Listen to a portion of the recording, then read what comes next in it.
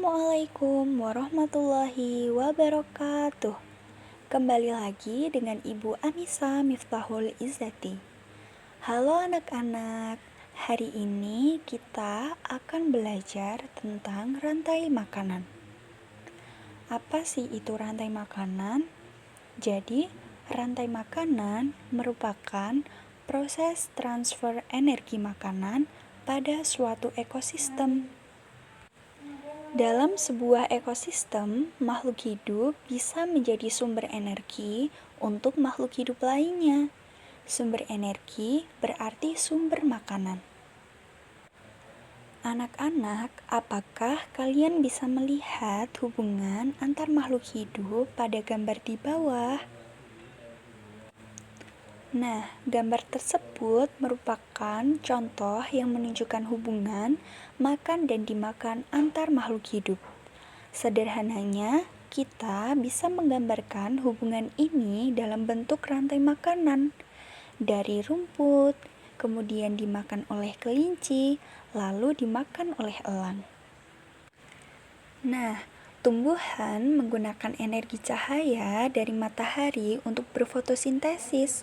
Proses ini membuat tumbuhan bisa menghasilkan makanannya sendiri. Oleh karena itu, dalam sebuah ekosistem, tumbuhan disebut produsen. Kemudian, kelinci memakan tumbuhan untuk mendapatkan energi. Di sini, kelinci berperan sebagai konsumen tingkat 1. Nah, lalu elang adalah hewan pemangsa atau predator. Elang memakan kelinci untuk mendapatkan energi. Di sini, elang berperan sebagai konsumen tingkat 2. Lalu, bagaimana dengan elang? Siapa yang akan memakannya? Konsumen paling akhir bisa kita sebut sebagai puncak dari rantai makanan. Bagian tersebut bisa diisi dengan hewan karnivora atau omnivora. Biasanya, hewan ini tidak diburu oleh hewan lainnya untuk menjadi makanan. Umumnya, mereka mati karena waktu, bertarung dengan predator lainnya saat berburu makanan, atau diburu oleh manusia. Nah, ketika makhluk hidup mati, bangkainya akan membusuk dan diuraikan oleh dekomposer. Bakteri dan jamur merupakan contoh dari dekomposer. Keberadaan dekomposer membantu mendaur ulang proses rantai makanan agar kembali ke tumbuhan. Dengan adanya dekomposer ini, proses makan dan dimakan dalam ekosistem menjadi siklus yang terus berputar. Bagaimana proses rantai makanan pada ekosistem yang lebih besar? Nah, dalam suatu ekosistem, terutama ekosistem yang cukup besar, berisi banyak komponen biotik.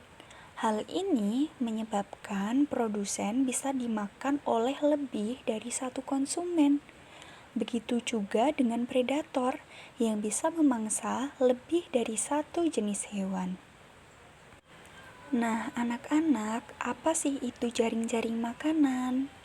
Jadi, jaring-jaring makanan merupakan kumpulan rantai makanan yang saling berkaitan pada satu ekosistem yang sama.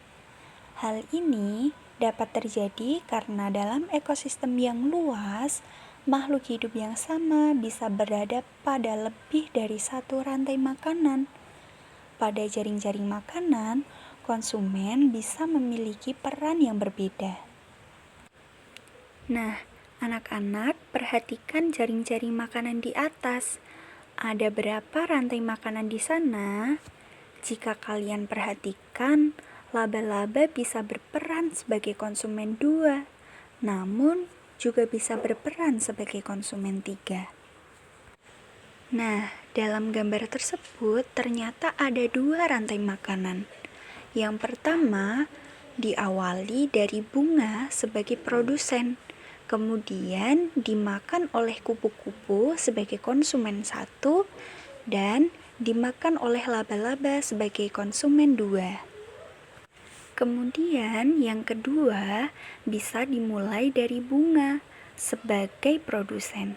Kemudian dimakan oleh semut sebagai konsumen 1, lalu semut dimakan oleh kumbang sebagai konsumen 2, dan kumbang dimakan oleh laba-laba sebagai konsumen 3. Pembelajaran kita hari ini sudah selesai. Sampai jumpa di pertemuan selanjutnya. Terima kasih. Wassalamualaikum warahmatullahi wabarakatuh.